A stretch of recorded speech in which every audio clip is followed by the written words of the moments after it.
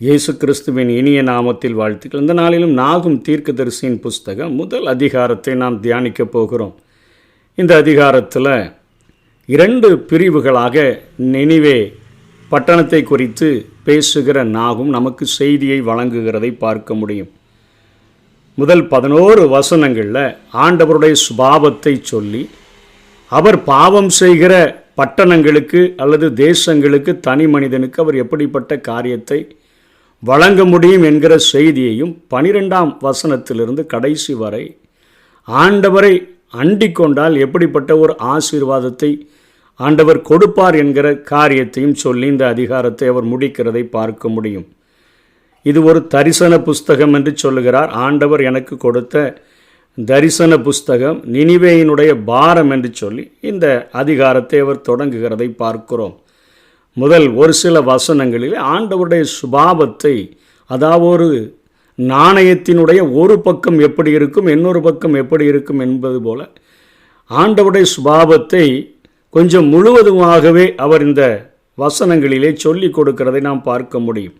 கர்த்தர் எரிச்சல் உள்ளவரும், அதாவது அவர் தன்னை தவிர மகிமையை வேறு எந்த ஒரு காரியத்திற்கு கொடுத்தாலும் அவர் எரிச்சல் உள்ள ஒரு தேவன், நீதியை சரிகட்டுகிறவருமாகின ஒரு தேவன். அவரிடத்தில் பட்சபாதமே இருக்காது. யாராக இருந்தாலும் சரி, நீதியை அவர் 100க்கு 100 சரிகட்டுகிற ஒரு ஆண்டவர்.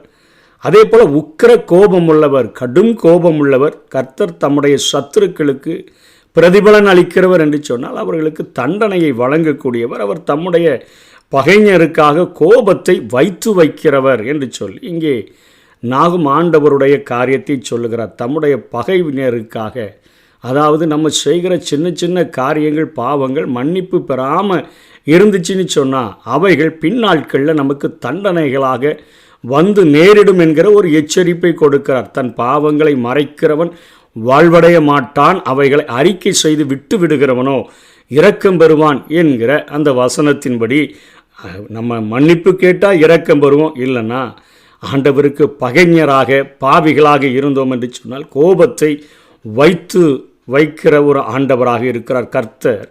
அடுத்த பாகத்தை சொல்கிறார், நீடிய சாந்தம் மிகுந்த வல்லமை உள்ளவர் என்று சொல்லி ஆண்டவர் அத்தனை பொறுமையாக இருக்கக்கூடிய ஒரு தேவன் என்று சொல்லுகிறார். அவர்களை ஆக்கினை இல்லாமல் தப்புவிக்க மாட்டார். பாவம் செய்கிறவர்களை ஆக்கினை தண்டனை கொடுக்காமல் ஆண்டவர் தப்புவிப்பதில்லை என்கிற காரியத்தையும், கர்த்தருடைய வழி சுழல் காற்றிலும் பெருங்காற்றிலும் இருக்கிறது, மேகங்கள் அவருடைய பாத தூளாய் இருக்கிறது என்று சொல்லி ஆண்டவரை குறித்து, அவருடைய மேன்மைகளை குறித்து இங்கே நாகும் சொல்லி கொண்டு வருகிறார். அவர் சமுத்திரத்தை அதட்டி அதை வற்றி போக பண்ணி சகல ஆறுகளையும் வறட்சியாக்குகிறார். பாசானின் கர்மேலும் சேர்ந்து லீபனோனின் செழிப்பு வாடி போகும். அந்த நாட்களில் பாசானும் கர்மேலும் தாவீதின் நாட்களில் இஸ்ரவேல் தேசத்தின் எல்லைகளாக இருந்த அந்த பட்டணத்தினுடைய செழிப்பானது அவைகள் வாடி போகும் என்று சொல்லி இங்கே நாகும் சொல்லிட்டு, அவர் சமூகத்தில் பர்வதங்கள் அதிர்ந்து மலைகள் கரைந்து போகும், அவருடைய பிரசன்னத்தினால் பூமியும் பூச்சகரமும் அதில் குடியிருக்கிற அனைவரோடும் எடுபட்டு போகும் என்று சொல்லி பூமியில் ஆண்டவர் உன்னத அதிகாரத்தை வைத்திருக்கிறார், உச்ச அதிகாரத்தை வைத்திருக்கிறார். அவர் அவருடைய சமுத்திரத்தை அதட்டி அதை வற்றி போக அவரால் பண்ண முடியும். அதற்கு நமக்கு அருமையாக செங்கடல் ஆதாரமாக எழுதப்பட்டிருக்கிறது. அவர் ஆறுகளையும் அவர் வறட்சியாக்க முடியும். அதை தடுத்து நிறுத்துகிற ஒரு யோர்தானினுடைய அவருடைய அதிசயங்களையும் நாம் படித்திருக்கிறோம். அதே போல பஞ்சங்களை அவரால் உண்டு பண்ண முடியும். அவருடைய சமூகத்தில் பர்வதங்களை அதிர்ந்து அந்த மலைகளெல்லாம் கரைந்து போக முடியும். அவருடைய பிரசன்னத்தில் பூமி பூச்சகரம், உலகத்தினுடைய அதிகாரங்கள் அல்ல, இயற்கையிலேயே படைப்புகளிலே நம்ம உன்னதமாக கருதக்கூடிய எல்லாமே அவருக்கு முன்பாக கரைந்து உருகி வறண்டு வறட்சியாகி அவைகள் வற்றி போகும் என்கிற ஒரு காரியத்தையும் இங்கே நாகும் சொல்லி கொடுக்கிறதை பார்க்கிறோம். அவருடைய கோபத்துக்கு முன்பாக நிற்பவன் யார்? அவருடைய உக்கர கோபத்திலே தரிப்பவன் யார்? கட்டுங்கோபத்தில் தரிப்பவன் யார்? அவருடைய எரிச்சல் அக்னியை போல இறைக்கப்படுகிறது. அவரால் கண்மலைகள் பெயர்க்கப்படும். கர்த்தர் நல்லவர். இங்கே நீடிய சாந்தத்தை சொல்லுகிறார். நல்லவர் இக்கட்டு நாளில் அரணான கோட்டை தம்மை நம்புகிறவர்களை அறிந்திருக்கிறார். அந்த ஒரு நாணயத்தினுடைய 2 பக்கத்தையும் இணைத்தே பேசுகிறார். எரிச்சல் உள்ளவர், நீதியை சரி கட்டுகிறவர். கீழே சொல்கிறார் கர்த்தர் நீடிய சார்ந்த மிகுந்த வல்லமை உள்ளவர். இங்கே சொல்கிறார் 7ஆம் வசனத்தில் கர்த்தர் நல்லவர், இக்கட்டு நாளில் அரணான கோட்டை தம்மை நம்புகிறவர்களை அறிந்திருக்கிறார் என்று சொல்லுகிறார். ஆனாலும் நினிவேயின் ஸ்தானத்தை புரண்டு வருகிற வெள்ளத்தினால் சர்வ சங்காரம் பண்ணுவார், இருள் அவர் சத்துருக்களை பின்தொடரும் என்று சொல்லி இங்கே ஆண்டவர் ஒரு பட்டணத்தினுடைய மரணத்தை குறித்து நாகுமின் மூலமாக எழுதுகிறதை பார்க்கிறோம். நினிவே பட்டணத்துக்கு எதிரான தேவனுடைய நியாய தீர்ப்பு திடீரென உதித்ததல்ல. வல்லரசாக வளர்ந்து கொண்டிருந்த அந்த பேரரசானது கொடூரங்களை அது நிகழ்த்தி கொண்டிருந்ததுனால அந்த வல்லரசை ஆண்டவர் அழிப்பதற்கு திட்டம் கொண்டார். இந்த தீர்க்க தரிசனம் நிறைவேறுகிற நாட்கள் அசீரிய பேரரசுக்கு அப்பொழுது ஒரு 30 வயதாக மாறியிருந்தது. சுமார் 150 ஆண்டுகளுக்கு முன் யோனா தீர்க்கதரிசி அனுப்பப்பட்டார். அவர் எச்சரித்தார். அந்த சூழ்நிலையில் மக்களுடைய இருதயம் ஏற்கனவே கலக்கத்தில் நிறைந்திருந்தபடினால அவர்கள் உடனே அவர்களும் ராஜாக்களும் ஆளுகிற பிரபுக்களும் மிருக ஜீவன்களும் முதலாக அவர்கள் அங்கே ரெட்டை உடுத்தி கொண்டு உபவாசித்து கதறினபடினாலே ஆண்டவர் மனஸ்தாபப்பட்டு அவர்களை அழிக்காம விட்டு வைத்திருந்தார். ஆனால் இப்பொழுதோ அவருடைய பிள்ளைகள், பேர பிள்ளைகள், முன்னோர்களினுடைய அந்த தாழ்த்தின காரியங்களை மறந்து மமதையில், பெருமையில் அவர்கள் திரும்பவும் பாவம் செய்ய, கொடூரங்களை செய்ய ஆரம்பித்து விட்டபடினால நாகுமின் மூலமாக மீண்டும் ஒரு தீர்ப்பு வருகிறது. சர்வ சங்காரம் பண்ணுவார் என்று சொல்லி இப்பொழுது இவர்கள் மனம் திரும்பவோ, விக்கிரகங்களை விட்டு எறியவோ, தீமைகளை விட்டு விலகவோ அவர்களுக்கு விருப்பமில்லை. அன்னைக்கு உபவாசம் செய்தவர்கள் இப்பொழுது உல்லாசங்களை தான் நாடக்கூடியவங்க இருந்தாங்க. எனவே நாகுமினுடைய அந்த வார்த்தைகள் அப்படியே சுமார் கிமு 612 நிறைவேறி முடிந்தது. பாபிலோனிய, மேதிய, சைத்திய அந்த கூட்டு படைகளானது அந்த நகரை நிர்மூலமாக மாற்றி போட்டது. அந்த டைக்ரீஸ் நதியில் ஏற்படுத்தின அந்த ஆற்றின் வெள்ளப்பெருக்கு, அவைகள் மதகுகள், வாசல்கள் திறக்கப்பட்டு அவைகள் அந்த சுவர்களின் மேலே அவர்கள் கட்டியிருந்த, அவர்களுடைய அரணான நம்பிக்கையாக இருந்த அந்த கோட்டை சுவர்களின் மேலே அது மோதி அடித்த பொழுது அவைகள் திறப்பு கண்டது. பாபிலோனையும் பொறாமை செய்யக்கூடிய அளவிற்கு வளர்ந்திருந்த அந்த பட்டணமானது மண்மேடாக மாற்றப்பட்டது. நேபுகாத் நேச்சாரினுடைய தகப்பனாகிய நெபோபொலாசாரும் அவனோடு கூட சேர்ந்த கூட்டணி படைகளும் அவைகளை மண்மேடாக மாற்றி போட்டன. தேவனுடைய நியாய தீர்ப்பின் தன்மையை நம்ம இங்கே படிக்கிறோம். பாவம் தண்டனைக்குரியது. மனம் திரும்புதல் மன்னிப்பு வழங்க வாய்ப்பளிக்கிறது. தண்டனைக்கான காலத்தை தாமதமாக்குவது தேவனின் பொறுமையை காட்டுமே தவிர தேவன் காணவில்லை என்றோ, தேவன் விட்டுவிட்டார் என்றோ நம்ம புரிந்து கொள்ளக்கூடாது என்பதை இங்கே நாகும் குறிப்பிடுகிறார். நீடிய சாந்தமுள்ளவர் என்று சொல்லுகிறாரே. ஆகவே தேவன் தண்டிக்க அவர் நம்மளை விரும்பலை அப்படின்னு நினச்சிட்டு திரும்ப திரும்ப பாவத்தை செய்யக்கூடாது. அவரது தயவுக்கும் பொறுமைக்கும் ஒரு எல்லை உண்டு என்பதை இந்த புத்தகமானது விளக்குகிறது. அவரது நீதிக்கு கேடு வரும்படி நம்ம எதையாவது செஞ்சோன்னு சொன்னால் நிச்சயமாக நம்ம அவரை விட்டு, அவருடைய சமூகத்தை விட்டு தள்ளப்பட்டு விடுவோம், தண்டிக்கப்பட்டு விடுவோம் என்பதை இங்கே நாகும் எச்சரிக்கிறார். தேவனுடைய மன்னிப்பு என்பது இலவசமாக நமக்கு கொடுக்கப்படக்கூடியது தான். ஆனால் அதை மலிவானதுன்னு நம்ம நினச்சிடக்கூடாது. தேவ மன்னிப்பை அனுபவித்த நினிவே மீண்டும் தொடர்ந்து அந்த தீமையை தொடர்ந்த போது அவைகள் மீண்டுமாக அழிக்கப்பட்டு மண்மேடாக்கப்பட்டதை 150 ஆண்டுகளுக்கு முன்பாக 150 ஆண்டுகளுக்குள்ள மண்மேடாக்கப்பட்டதை வேதத்திலேயே நாம் கற்றுக்கொள்ளுகிறோம். அனுபவித்த அந்த மன்னிப்பை அவங்க அலட்சியமாக நடந்தபடியினால இன்றைக்கும் நம்ம கிடைத்த அந்த மன்னிப்பை அலட்சியம் பண்ணோன்னு சொன்னால் நிச்சயமாக நாம் தண்டிக்கப்படுவோம் என்கிற காரியத்துக்காக இந்த வசனங்கள் திருஷ்டாந்தங்களாக நமக்கு எழுதப்பட்டிருக்கிறது.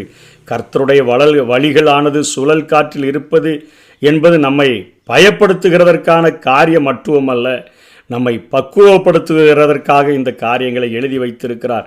நமது வாழ்வில் தேவனால் அனுமதிக்கப்பட்ட புயல் காற்றுகள் உண்டு. நாம் அவற்றின் வழியாக கடந்து சென்று ஒருவேளை அந்த வேதனைகளை அனுபவிக்கக்கூடியவங்களாக நாம் காணப்படலாம். ஒரு வகையில் அவை அது நமக்கு தேவைப்படவும் செய்கிறது. ஏன்னா பயங்கர இரைச்சலுடன் மோதும் அவை நமது வாழ்வை சின்னா பின்னமாக்கும் என தோன்றினாலும் அவற்றினுடைய கடிவாளம் நமது கர்த்தருடைய கைகளில் இருக்கிறபடியினால அது நம்மை ஆண்டவரிடத்தில் நம்மை ஒப்பு கொடுத்து நம்மை ஆயத்தப்படுத்துகிறதற்கு அவைகள் வழிநடத்தக்கூடியவைகளாக இருக்கின்றன. அவ்வாறு தேவன் நமக்கு வகுத்துள்ள பங்கை நமது வாழ்வில் ஆண்டவர் செய்கிறதற்காக இப்படிப்பட்ட காரியங்களை தேவன் அனுமதிக்கக்கூடியவராக இருக்கிறார். நீடிய சாந்தமுள்ள தேவனினுடைய நியாய தீர்ப்புகள் செம்மையற்றோருக்கு மிகப்பெரிய கேடை கொடுக்கக்கூடியதாக இருக்கிறது. செம்மையானவர்களுக்கோ மிகுந்த ஆசீர்வாதங்களை தரக்கூடியதாக இருக்கிறது.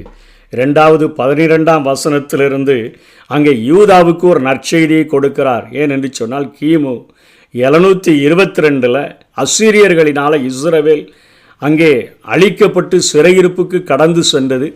அவர் அங்கே எருசலேமையும் அழிக்கும்படியாக வழியருகே இருக்கிற அநேக பட்டணங்களை பிடித்துவிட்டு எருசலேமை சுற்றி முற்றுகை இட்டிருந்தாரை. அந்த நேரத்தில் எசேக்கியா ராஜா தன்னை தாழ்த்தி கதறின அந்த காரியங்கள் நினைவு கூறப்படுகின்றன. எருசலேமை அழிப்பதற்கு அசீரியர்களுக்கு ஆண்டவர் விட்டு கொடுக்கவே இல்லை. அதற்கும் ஒரு அருமையான வாக்குத்தத்தத்தை சொல்லுகிறார். இனி உன்னை சிறுமைப்படுத்தாது இருப்பேன் என்று சொல்லி, உன்னை நான் சிறுமைப்படுத்தினேன், ஆனால் இனி உன்னை சிறுமைப்படுத்தாது இருப்பேன் என்று ஆண்டவர் வாக்கு கொடுக்கிறதை பார்க்கிறோம்.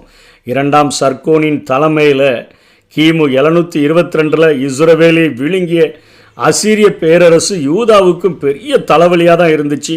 சனகிரிப் அரசன் யூதாவின் மேல் மிகவும் கொக்கரிச்சு கொண்டு தான் இருந்தான். ஆனாலும் அதை நம்ம 2 ராஜாக்களில் படிக்கிறோம். அதனை தொடர்ந்து கிமு 612 இங்கே ஒரு அருமையான ஒரு நற்செய்தியை யூதாவுக்கு ஆண்டவர் சுவிசேஷகனின் மூலமாக தீர்க்கனின் மூலமாக வழங்குகிறதை பார்க்கிறோம். இனி சிறுமைப்படுத்தாது இருப்பேன். இந்த சமாதான செய்தியை கூறுகிற சுவிசேஷகனுடைய கால்கள் யூதாவின் மேல் வரும், துஷ்டன் இனி உன் வழியாய் கடந்து வருவதில்லை என்கிற வாக்கு தத்தத்தை 15ஆவது வசனத்தில் சொல்லுகிறார். எந்த ஒரு நற்செய்தியும் சுவிசேஷம் என்று வேதம் சொல்லுகிறது போல அன்றைக்கு பயந்து நடுங்கி கொண்டிருந்த அசீரியர்களுக்காக நொறுங்கி போயிருந்த இருதயத்தில் பலனற்று இருந்த அந்த யூத ஜனங்களுக்கு நாகும் அருமையான ஒரு தீர்க்க தரிசனத்தை சொல்லுகிறார். இனி உன்னை சிறுமைப்படுத்தாது இருப்பேன், அசீரியர்களால் நீ அழிக்கப்பட போவதில்லை என்கிற அந்த சுவிசேஷகனுடைய கால்கள் மலையின் மேல் அழகானவைகள் என்று சொல்லி இங்கே வாக்கு கொடுக்கிறதை பார்க்கிறோம். ஆகவே கிமு 612 அசீரியா முற்றிலுமாக அழிக்கப்பட்டது. அதனால் அவைகளினுடைய நெருக்கடிகளுக்கு நீங்கள் கவலைப்படாமல் இருங்க என்று சொல்லி ஒரு அருமையான வாக்குத்தத்தத்தை இங்கே ஆண்டவர் சொல்லி முடிக்கிறதை பார்க்கிறோம். இன்றைக்கி நிறையா தேவ பிள்ளைகள் அமைதியினுடைய அனுபவங்களில் ஆண்டவரை துதித்து கொண்டிருக்கிறாங்களே. எங்கள் வாழ்க்கையில் அநேக கொந்தளிப்புக்கிற ஒரு அனுபவங்கள் வழியாகத்தானே நாங்கள் கடந்து செல்கிறோம் என்று நினைத்தாலும் கூட அலைகடல் நடுவில் அவங்களும் ஒரு நாளில் ஐயோ நாங்கள் மூழ்கி போகிறோமே என்று கதறினவர்கள் தான். ஆனால் முடிவில் மாபெரும் ஆறுதல் அடைந்து அவர்கள் தேவனை துதிக்கிறவர்களாக மாற்றப்பட்டிருக்கிறார்கள். இன்றைக்கி மனம் திரும்புகிற மனதுடைய எவரையும் பார்த்து ஆண்டவர் சொல்லுகிற வார்த்தை, இனி உன்னை சிறுமைப்படுத்தாது இருப்பேன். நம்முடைய வாழ்க்கையை அவருடைய சமூகத்தில் ஒப்பு கொடுத்தோன்னு சொன்னால் நம்முடைய வாழ்க்கையில் எத்தனை கொந்தளிப்புகள் வந்தாலும், எத்தனை அலைகள் மோதி அடித்தாலும், எத்தனை சீறி அடிக்கிற புயல் காற்றுகள் நம்முடைய வாழ்க்கையை சின்னா பின்னமாக மாற்றினாலும் நம்முடைய வாழ்க்கை ஆண்டவருடைய கரத்தில் இருக்கும் என்று சொன்னால், உன்னை சிறுமைப்படுத்தினேன், இனி சிறுமைப்படுத்தாது இருப்பேன் என்கிற வாக்கை கொடுத்து செம்மையாய் நம்முடைய வழிகளை ஆண்டவருடைய பாதத்தில் ஒப்பு கொடுத்து வாழ்ந்தால் நிச்சயமாக தேவனால் ஆசீர்வாதத்தை பெற்றுக்கொள்ளுவோம். அவர் நீடிய சாந்தமுள்ளவர், மிகுந்த இரக்கமுள்ள ஒரு தேவன். அவர் தம்மை தேடுகிற பிள்ளைகளுக்கு ஒரு அரணான கோட்டையாக இருந்து அவர்களை பாதுகாக்கக்கூடியவராக இருக்கிறார். ஆனால் பாவம் செய்கிற ஜனங்களை நிச்சயமாக ஆக்கினை தண்டனை இல்லாமல் அவர் விடுகிறதில்லை என்கிற செய்தியை முதல் அதிகாரத்தில் நாகும் பதிய வைக்கிறார். நம்முடைய பாவங்களை அறிக்கையிட்டு ஆண்டவருடைய பாதத்தை பற்றி கொள்ளுவோம். கர்த்தர் தாமே நம்மை ஆசீர்வதிப்பாராக. ஆமென். வாழ்நாளெல்லாம் நன்மைகளால் நிறைவாக்கி நம்மை நடத்தி செல்வார். வாழ்நாளெல்லாம் நன்மைகளால் நிறைவாக்கி நம்மை நடத்துகிறார். அவர் செய்த சகல உபகாரங்களை நீ ஒரு நாளும் மறவாதே.